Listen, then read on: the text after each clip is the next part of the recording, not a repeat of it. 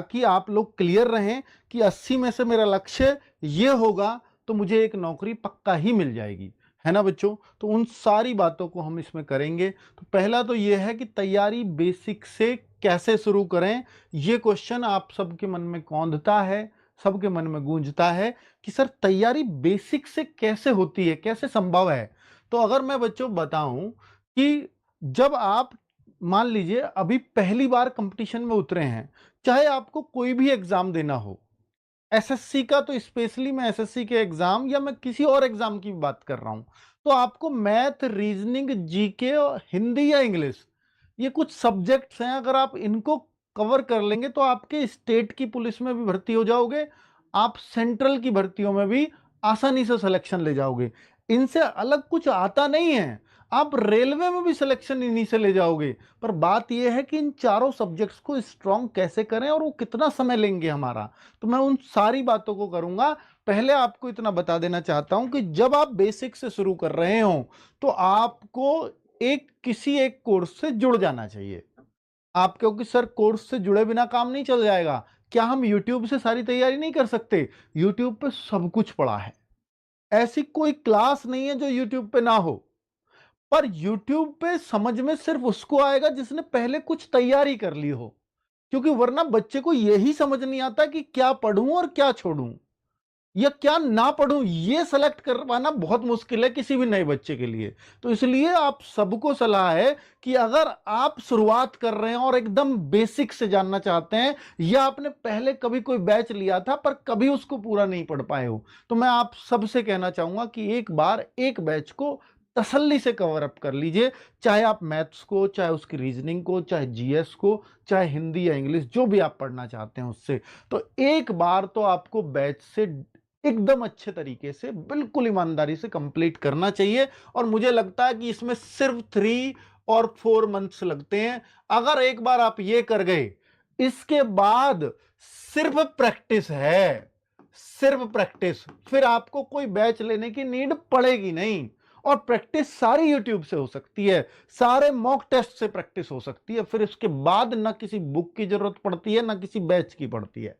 तो आप सबको तो पहले तो ये कहूंगा कि एक बार आप किसी एक बैच से जुड़ जाइए। और ये जो बैच मैं आपको बता रहा हूं कि हम एसएससी जीडी के माध्यम से जो बैच लेकर के आते हैं, वो बहुत ही बेसिक से कराते हैं। वीर बैच लेकर के आए हैं और वो बहुत ही बेसिक है। अगर आप चाहते हो कि सर एकदम बेसिक बच्चे के लिए कुछ चाहिए, तो फिर वीर बैच से अच्छा कुछ नहीं हो सकता। आप कहोगे सर इसके फॉर्म तो एसएससी जीडी के अक्टूबर में आएंगे, तो क्या अक्टूबर तक ऐसे ही पढ़ते रहे? हाँ, ऐसे ही पढ़ते रहो, क्योंकि बच्चों जनवरी में एग्जाम होगा और अक्टूबर में मैंने पढ़ाना शुरू करा तो आप फिर सेलेक्ट नहीं हो पाओगे। मैं हमेशा कहता हूं फॉर्म आने के बाद फिर इस साल वाली 27 वाली तैयारी मत करना, फिर 28 वाली करना।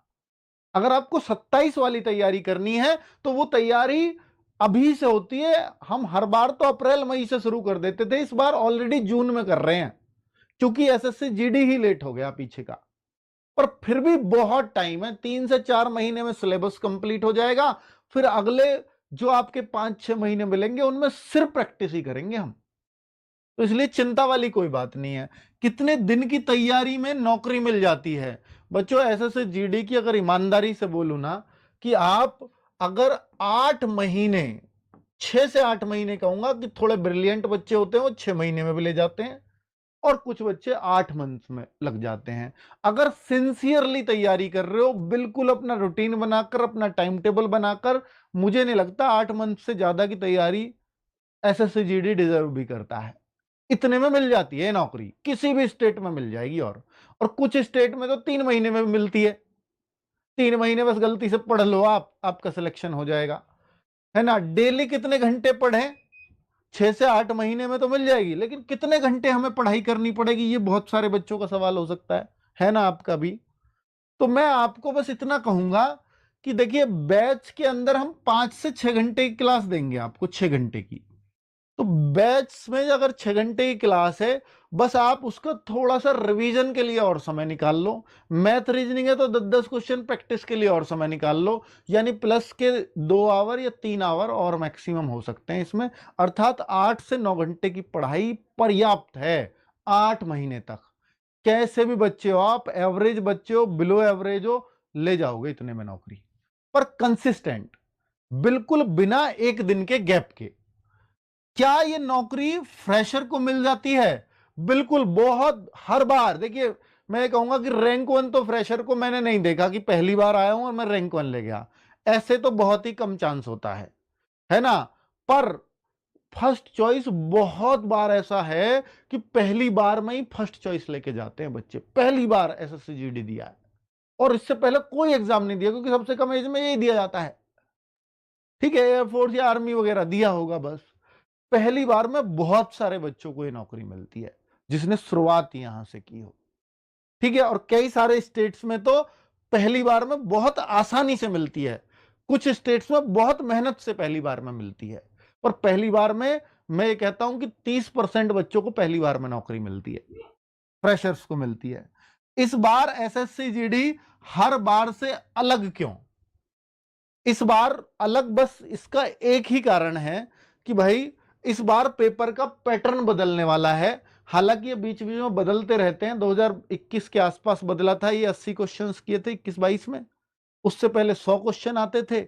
और अब इन्होंने क्या, सेक्शनल टाइमिंग चूंकि सब में हो रहा है, हो सकता है एसएससी जीडी में भी हो, पर ये पक्का नहीं है। एसएससी जीडी में चांसेस हैं कि अब तक तो क्या होता था, बच्चा मैथ्स के लिए आप लोग 30-30 मिनट लगाते थे, 25-25 मिनट देते थे, 25 मिनट में 20 क्वेश्चन करते थे आप, रीजनिंग को 20 मिनट देते थे और बाकी के 10-15 मिनट में हिंदी और जीएस को कर देते थे। अब ऐसा नहीं होगा, मैथ्स के 15 मिनट में ही 20 क्वेश्चन करने होंगे, रीजनिंग के 15 मिनट में ही 20 क्वेश्चन करने होंगे, इसलिए अलग हो जाएगा। इसलिए बच्चों, अब मैथ्स में ये नहीं है कि मुझे सब कुछ सीखना है, जो मुश्किल लगता हो वो नहीं सीखना है अब, क्योंकि 1-2 चैप्टर 3 चैप्टर नहीं होंगे, फर्क नहीं पड़ता। अब आपको अपने 17-18 क्वेश्चन ढूंढने, बस जो टाइम ना लेते हो। मैथ्स में पता है पहले 25 मिनट क्यों लगते थे? आपके जो होने वाले प्रश्न है ना, वो 15 मिनट में ही होते थे, 16 मिनट में ही होते थे, 18 मिनट में ही होते थे। लेकिन जो 2-3 सवाल जो मुश्किल होते थे, वो ही हमारे 7-8 मिनट खींच जाते थे। इस बार वो 2-3 जो मुश्किल वाले सवाल है, उनको हमें छोड़ना सीखना है, फिर आपको टेंशन नहीं है, वही हम सिखाएंगे। वो कैसे पॉसिबल है? क्योंकि ये नोटिफिकेशन से क्लियर होगा कि ये ऐसा पैटर्न इसमें भी अपना रहे हैं या नहीं अपना रहे हैं। जब ये एसएससी जीडी में ऐसा पैटर्न अपना देंगे, तो अक्टूबर से हम हर रोज आपकी सिर्फ यही प्रैक्टिस कराएंगे, पर उससे पहले आपको सिलेबस कंप्लीट करना होगा।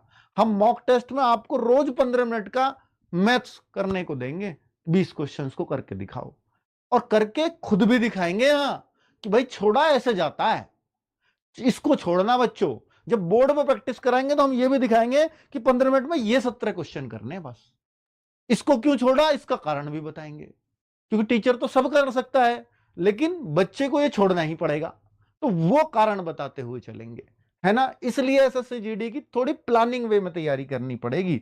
एसएससी जीडी 2027 में कितनी वैकेंसीज आएंगी, ये बहुत बड़ा सवाल है बच्चों आपका। मैं इसको ही क्लियर कर देता हूं पहले कि एसएससी जीडी में कितनी वैकेंसी 2027 में आएंगी। अगर मैं इसको देखूं तो बच्चों, ये इन्होंने रिक्त पद बताए थे और ये राज्यसभा में क्वेश्चन उठा था 11 फरवरी 2026 का ही है। 11 फरवरी 2026 यानी एक भर्ती तो चल रही थी ऑलरेडी, तो उसमें तो इसको ऐड नहीं किया जा सकता था, या कुछ पद हो सकता है ऐड भी कर दिए जाए।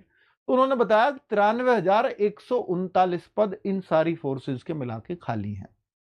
पर इसमें ऐसा भी है कि जो भर्ती चल रही है उसके भी जोड़ दिए, 25,000 मान लीजिए उसके जोड़ दिए, 25,000 उसके भी इसमें पद जुड़ गए, तो फिर कितने बचे सर? फिर भी 68,000 70,000 बच रहे हैं। तो या तो उसमें भी बढ़ जाए, 17-18,000 उसमें बढ़ गए, 25,000 के 43-44 हो जाएंगे, इसके लिए फिर भी 50,000 बच जाएंगे। तो इसमें नहीं लगता कि किसी भी रूप से कि 50,000 से कम वैकेंसी आएंगी। साथ में ये बताया गया था जब पहलगांव में दिक्कत हुई तो 16 नई बटालियन बीएसएफ में और जोड़ी जाएंगी, और मतलब इस तरह के बीएसएफ की फोर्स भी बढ़ाने की बात हुई। ये देखिए 20,000 सीआरपीएफ को 20,000 अलग से जवान चाहिए जो रिटायर होंगे, उनकी जगह नहीं, अलग से वैकेंसी ही क्रिएट कर दी। और उनका इंपैक्ट इस साल पड़ेगा 27 में, क्योंकि 26 तक तो प्रपोजल चले हैं। ठीक है, सीआईएसएफ में 70,000 जवान भर्ती किए जाएंगे, ये हर साल हो रहे हैं, ये पिछले साल भी इसी में से हुए, 14,000 भर्ती हर साल आएंगी सीआईएसएफ में। ठीक है, तो इस तरह से जो है ये क्लैरिटी इस बार मैं आपको ये देना चाह रहा हूं कि इस बार वैकेंसीज 50,000 से तो प्लस ही आएंगी। वो हो सकता है 60 आए, वो हो सकता है 70 आए, वो कुछ भी नंबर हो सकता है। ठीक है, लेकिन ये क्लियर कब होगा सर? अक्टूबर में ही होगा। और अक्टूबर में भी नहीं होता, हर बार पिछले 3 सालों का रिकॉर्ड देख रहा हूं, बस इस बार का अभी तक नहीं बढ़ा है, हो सकता है ये भी बढ़ जाए रिजल्ट आने से पहले, जो अभी पेपर हुआ है कि पिछले तो उससे पहले 3 साल हर बार वैकेंसीज कम आती हैं और फिर बढ़ करके कभी 15,000 बढ़ रही हैं, कभी 20,000 बढ़ रही हैं, कभी डबल हो रही हैं। ऐसा अक्टूबर में कम वैकेंसीज आएंगी, फिर वो बाद में बढ़ती चली जाती हैं। ऐसा ही हुआ है अब तक। ठीक है, हो सकता है अक्टूबर में अगर 50 आ गई तो हो सकता है वो बाद में बढ़ के 60-70 भी हो जाए, ऐसे भी चांसेस रहते हैं। तो इस बार वैकेंसीज के ब्राइट चांस है, क्योंकि पिछले साल थोड़ी कम रह गई 26 वाले में, है ना? अगर नहीं बढ़ी तो फिर तो ये पक्का ही अच्छी वैकेंसी आएंगी, अगर उसमें नहीं बढ़ाई तो। ये देखो, ये पिछले सालों का ट्रेंड है कि 23-24 में इतनी वैकेंसी, 25 में इतनी वैकेंसी, 26 वाली में इसकी बात कर रहा हूं, इसमें अभी बढ़ने के चांसेस हैं। 93,000 पद खाली बताए, उनमें ये 25 शामिल हैं 93 में। ठीक है, अब इसको बढ़ा करके कितना निकालेंगे, उन 93 में से कितना घटाएंगे, वो आगे की बात है। और कुछ नई बटालियन बन गई है, तो अभी एकदम क्लैरिटी आएगी कि भाई जो है 50,000 से प्लस ही वैकेंसीज मिलने वाली हैं 27 के अंदर। ठीक है, अब मैं क्वालिफिकेशंस बता दूं, वो सबको मालूम है कि 10th पास ही चलेगा जी एसएससी जीडी में, 10th पास ही रहने वाला है, कितने भी नंबर हो। एज का अगर आपको जानना है कि सर एज का क्या क्राइटेरिया रहेगा, तो एज की भी क्लैरिटी आपको होनी चाहिए। 1 जनवरी 2027 को एज मांगी जाएगी, यानी जो बच्चा आज की डेट में, आज अगर 17.5 के भी हो ना आप, तो इस फॉर्म को भर दोगे। 18 से 23 साल, क्योंकि तब तक आप 18 के हो जाओगे इस डेट को। 18 से 23 साल यूआर और ईडब्ल्यूएस वालों के लिए, ओबीसी के लिए 18 से 26 साल है, एससी एसटी के लिए 18 से 28 साल है। आपके सर ईडब्ल्यूएस का क्या फायदा हुआ? कट ऑफ में फायदा मिलता है, एज में नहीं मिलता बच्चों।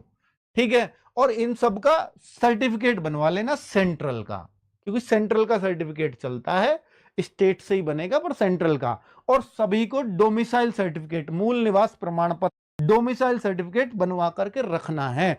असम वालों को पीआरसी बनवा बोलते हैं वहां पर। ठीक है, नॉर्थ ईस्ट में। आगे अगर हम बात करते हैं तो इस पे मैं बात कर चुका हूं कि राज्यसभा में जवाब दिया गया था।